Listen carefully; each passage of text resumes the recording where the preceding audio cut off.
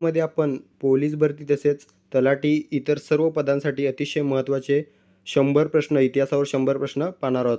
लगेच व्हिडिओला सुरुवात करूया. प्रश्न पहिला आहे, वर्धमान महावीर हे जैन धर्मियांचे कितवे तीर्थंकर होते? तर कितवे? 24वे तीर्थंकर होते. योग्य उत्तर आहे 24वे. पुढील प्रश्न आहे, खालीलपैकी चुकीची जोडी कोणती? तर या ठिकाणी श्रमण बौद्ध साधू ही जी जोडी आहे ती चुकीची जोडी आहे. अस्तेय म्हणजे चोरी न करणे, अपरिग्रह म्हणजे संचय न करणे, त्रिरत्ने महावीरांनी सांगितलेले सिद्धांत. तर या ठिकाणी चुकीची जोडी असणार आहे श्रमण बौद्ध साधू.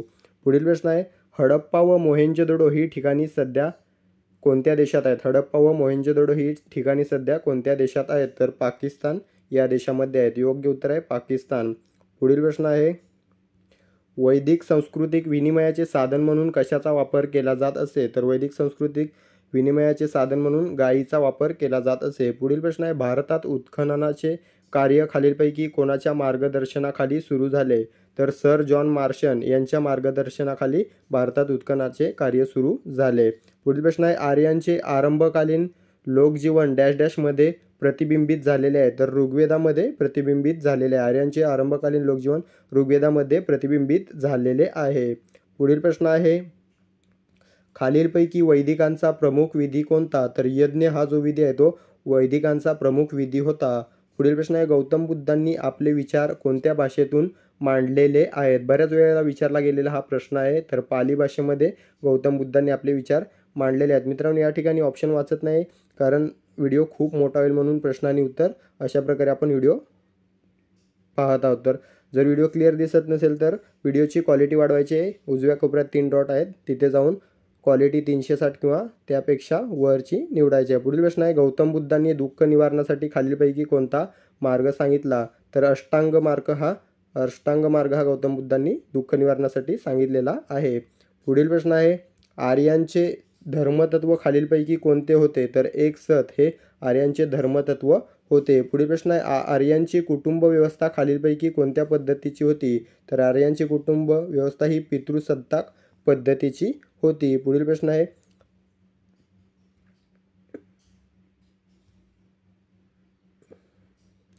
आहे, चार्वाक व कपिल हे तत्ववेत्ते डॅश डॅश होत? तर कोणते होत?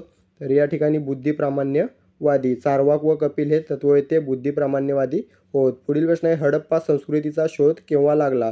तर 1921 या वर्षी हडप्पा संस्कृतीचा शोध लागलेला आहे. पुढील प्रश्न आहे, मोहेंजोदडो हे ठिकाण खालीलपैकी कोठे आहे? तर सिंध या ठिकाणी आहे. मोहेंजोदडो हे ठिकाण सिंध या ठिकाणी आहे. पुढील प्रश्न आहे, खालीलपैकी कोणते हडप्पाकालीन स्थळ गुजरातमध्ये आहे? तर लोथल हे जे स्थळ आहे ते हडप्पाकालीन स्थळ असून ते भारताच्या गुजरातमध्ये आहे. पुढील प्रश्न आहे, हडप्पाकालीन लोकांना कोणता धातू परिचित नव्हता? तर लोखंड हा धातू आहे तो हडप्पाकालीन लोकांना परिचित नव्हता. पुढील प्रश्न आहे, स्वातंत्र्योत्तर भारतात हडप्पाकालीन सर्वाधिक स्थळांचा शोध कोणत्या राज्यात लागला? तर गुजरात या राज्यामध्ये लागलेला आहे. स्वातंत्र्योत्तर भारतात हडप्पाकालीन सर्वाधिक स्थळांचा शोध हा गुजरात राज्यामध्ये लागलेला आहे. या ठिकाणी पुढील प्रश्न आहे, सिंधू संस्कृतीचे खालीलपैकी कोणते ठिकाण भारतात आहे? आपण पाहिलेलं आहे गुजरातमधील लोथल हे सिंधू संस्कृतीचे ठिकाण भारतामध्ये आहे. पुढील प्रश्न आहे, भारताच्या राष्ट्रचिन्हातील सत्यमेव जयते हे घोषवाक्य कोणत्या उपनिषदामधील आहे? बऱ्याच वेळेला हा प्रश्न रिपीट होत असतो. मुंडक उपनिषदामधील आहे. भारताच्या राष्ट्रचिन्हातील सत्यमेव हे जयते हे घोषवाक्य मुंडक उपनिषदामधील आहे. पुढील प्रश्न आहे, गायत्री मंत्र खालीलपैकी कोणत्या ग्रंथातील आहे? हा देखील प्रश्न बऱ्याच वेळा रिपीट होतो. गायत्री हा मंत्र ऋग्वेद या ग्रंथामधील आहे. पुढील प्रश्न आहे, आर्यांचा आद्य ग्रंथ कोणता? तर ऋग्वेद हा जो ग्रंथ आहे तो आर्यांचा आद्य ग्रंथ आहे. पुढील प्रश्न आहे, आर्यांच्या वेदांची संख्या किती आहे? तर आर्यांच्या वेदांची संख्या ही 4 आहे. पुढील प्रश्न आहे, खालीलपैकी कोणत्या वेदास भारतीय संगीताचा पाया असे म्हटले जाते? हा प्रश्न बऱ्याच वेळा रिपीट होत असतो. सामवेदास भारतीय संगीताचा पाया म्हटले जाते, लक्षात असू द्या. पुढील प्रश्न आहे, ऋग्वेदकालीन आर्यांचा प्रमुख व्यवसाय कोणता होता? तर पशुपालन हा ऋग्वेदकालीन आर्यांचा मुख्य व्यवसाय होता. पुढील प्रश्न आहे, पुराणांची संख्या किती आहे? तर 18 एवढी आहे. पुराणांची संख्या 18 आहे. पुढील प्रश्न आहे, ऋग्वेदामध्ये कोणत्या देवताचा पुरंदर असा शब्दप्रयोग केलेला आहे? तर ऋग्वेदामध्ये इंद्राचा जो शब्दप्रयोग आहे तो पुरंदर असा केलेला आहे. पुढील प्रश्न आहे, प्राचीन काळातील व्याकरण अष्टाध्यायीचे रचनाकार कोण आहेत? तर प्राचीन काळातील व्याकरण अष्टाध्यायीचे रचनाकार पाणिनी हे आहेत. पुढील प्रश्न आहे, सर्वात प्राचीन पुराण कोणते? तर मत्स्य पुराण हे आहे ते सर्वात प्राचीन पुराण म्हणून ओळखले जाते. लक्षात असू द्या, मत्स्य पुराण हे सर्वात प्राचीन पुराण आहे. पुढील प्रश्न आहे, आद्य काव्य कोणत्या ग्रंथास म्हटले जाते? तर रामायणाला आद्य काव्य असे म्हटले जाते. पुढील प्रश्न आहे, खालीलपैकी कोणास समुद्राचा देवता असे म्हटले जाते? तर वरुणास समुद्राचा देवता असे म्हटले जाते. पुढील प्रश्न आहे, त्रिपिटक हा धर्मग्रंथ कोणत्या धर्माशी संबंधित आहे? तर त्रिपिटक हा जो धर्मग्रंथ आहे तो बौद्ध या धर्माशी संबंधित आहे, बौद्ध. पुढील प्रश्न आहे, महावीरांचे मूळ नाव काय? तर वर्धमान हे महावीरांचे मूळ नाव आहे. पुढील प्रश्न आहे, गौतम बुद्धांचे जन्मस्थान लुंबिनी हे गौतम बुद्धांचे जन्मस्थान आहे. पुढील प्रश्न आहे, गौतम बुद्धांचे महापरिनिर्वाण कोठे झाले? तर कुशीनगर या ठिकाणी झालेले आहे. गौतम बुद्धांचे महापरिनिर्वाण कुशीनगर या ठिकाणी झालेले आहे. पुढील प्रश्न आहे, वर्धमान महावीरांचा मृत्यू कोठे झाला? तर पावापुरी या ठिकाणी वर्धमान महावीरांचा मृत्यू झालेला आहे. पुढील प्रश्न आहे, जैन धर्मियांचे पहिले तीर्थंकर कोण होते? तर ऋषश्र झालेला या ठिकाणी ऋषभदेव किंवा ऋषभनाथ हे जैन धर्मियांचे पहिले तीर्थंकर होते.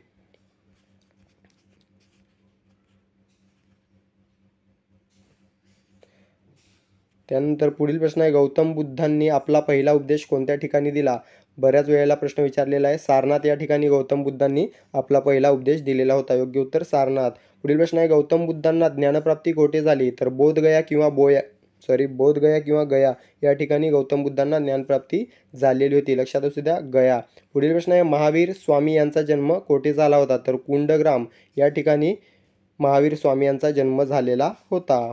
पुढील प्रश्न आहे, भारतातील सर्वात मोठे बौद्ध स्तूप कोठे आहे? तर साची या ठिकाणी भारतातील सर्वात मोठे बौद्ध स्तूप आहे. पुढील प्रश्न आहे, चाणक्याचे दुसरे नाव कोणते? तर विष्णुगुप्त हे चाणक्याचे दुसरे नाव आहे. पुढील प्रश्न आहे, चाणक्य कौटिल्य कोणत्या राजाचा प्रधानमंत्री होता? तर चंद्रगुप्त मौर्य यांचा प्रधानमंत्री होता. पुढील प्रश्न आहे, मुद्रा राक्षस ही साहित्यकृती कोणाची आहे? तर विशाखा दत्त यांची मुद्रा राक्षस ही साहित्यकृती आहे. पुढील प्रश्न आहे, खालीलपैकी कोण मौर्य वंशीय राज्यकर्ता नाही? तर अजातशत्रू हा मौर्य वंशीय राज्यकर्ता नाही, बाकी सर्व मौर्य वंशीय राज्यकर्ते आहेत. पुढील प्रश्न आहे, कलिंग युद्धानंतर सम्राट अशोकाने कोणत्या धर्माचा स्वीकार केला? तर कलिंग युद्धानंतर सम्राट अशोकाने बौद्ध या धर्माचा स्वीकार केलेला आहे. पुढील प्रश्न आहे, मौर्य साम्राज्याची स्थापना कोणी केली? तर चंद्रगुप्त मौर्य यांनी मौर्य साम्राज्याची स्थापना केलेली आहे. पुढील प्रश्न आहे, सांचीचा स्तूप कोणी बनवला? तर अशोकाने बनवलेला आहे. सांचीचा स्तूप अशोकाने बनवलेला आहे. सम्राट अशोकाच्या शिलालेखाचे वाचन करणारा पहिला इंग्रज कोण? तर सम्राट अशोकाच्या शिलालेखाचे वाचन करणारा पहिला इंग्रज हा जेम्स प्रिन्सेप हा होता. पुढील प्रश्न आहे, सातवाहन राज्याच्या राजधानीचे ठिकाण कोणते? तर पैठण किंवा प्रतिष्ठान हे सातवाहन राज्याच्या राजधानीचे ठिकाण होते. बऱ्याच वेळेला रिपीट झालेले हे सर्व प्रश्न आपण पाहत आहोत. लक्षात असू द्या, महत्त्वाचे प्रश्न आहेत. पुढील प्रश्न आहे, प्राचीन काळात कलिंग राज्याचा महान शासक कोण होता? तर खारवेल हा प्राचीन काळात कलिंग राज्याचा महान शासक होता. पुढील प्रश्न आहे, विक्रम संवत केव्हा सुरू झाले? तर 57 ईस्वीला सुरू झालेला आहे, 57 ई. पुढील प्रश्न आहे, गुप्त वंशाचा संस्थापक कोण होता? तर श्री गुप्त हा गुप्त वंशाचा संस्थापक होता.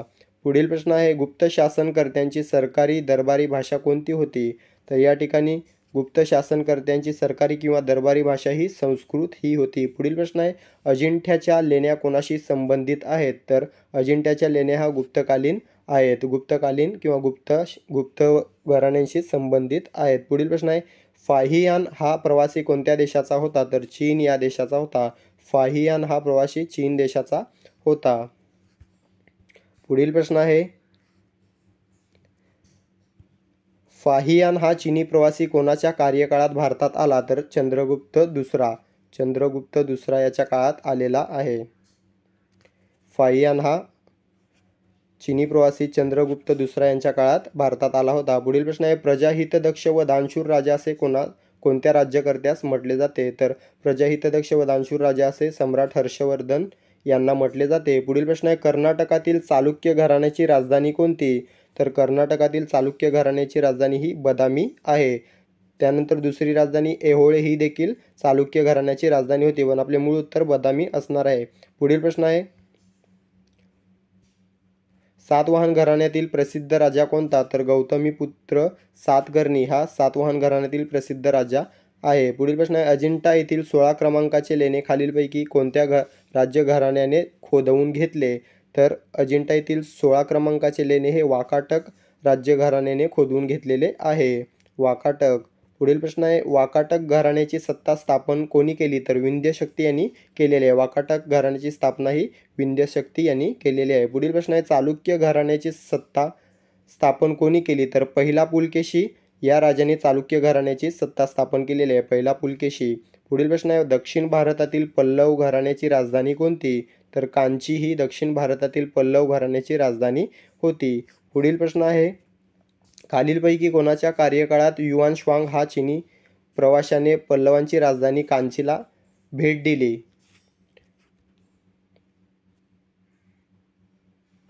खालीलपैकी कोणाच्या कार्यकाळात युआन श्वांग या चीनी प्रवाशाने पल्लवांची राजधानी कांचीला भेट दिलेली आहे? तर नरसिंह वर्मा यांच्या काळामध्ये भेट दिलेली आहे. पुढील प्रश्न आहे, खालीलपैकी चुकीची जोडी कोणती? तर अश्वघोष यांनी बुद्धचरित लिहिलेले आहे, भास यांनी स्वप्न, वासवदत्त लिहिलेले आहे, पतंजली यांनी महाभाष्य लिहिलेले आहे, विशाखा दत्त यांनी हर्षचरित लिहिलेले नाही, म्हणून ही चुकीची जोडी असणार आहे. पुढील प्रश्न आहे, शाकुंतल व मेघदूत ही साहित्यकृती कोणाची आहे? तर या ठिकाणी कालिदास यांची आहे. शाकुंतल व मेघदूत ही साहित्यकृती कालिदास यांची आहे. पुढील प्रश्न आहे, विष्णू शर्मांनी खालीलपैकी कोणता विष्णू शर्मा यांचा खालीलपैकी कोणता ग्रंथ प्रसिद्ध आहे? तर पंचतंत्र हा ग्रंथ प्रसिद्ध आहे. विष्णू शर्मांचा पंचतंत्र हा ग्रंथ प्रसिद्ध आहे. पुढील प्रश्न आहे, विजयनगर साम्राज्याची स्थापना केव्हा झाली? तर 1336 मध्ये झालेली आहे. विजयनगर साम्राज्याची स्थापना ही 1336 मध्ये झालेली आहे. पुढील प्रश्न आहे, विजयनगर कोणत्या नदीकाठी वसलेले आहे?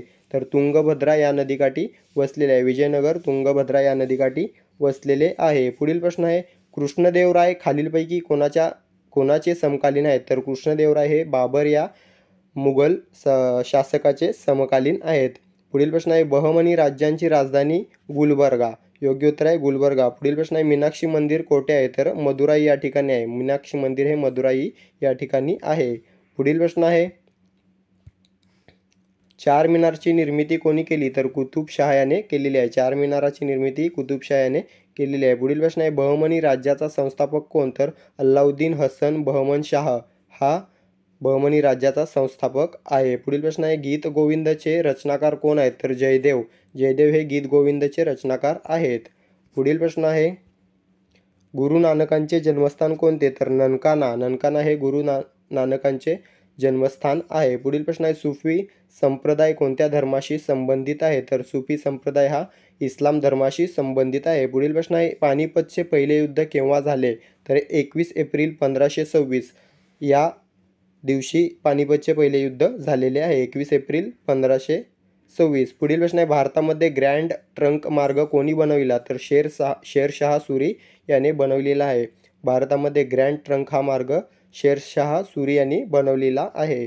पुढील प्रश्न आहे, दीन ए इलाही या नवीन धर्माची सुरुवात कोणी केली?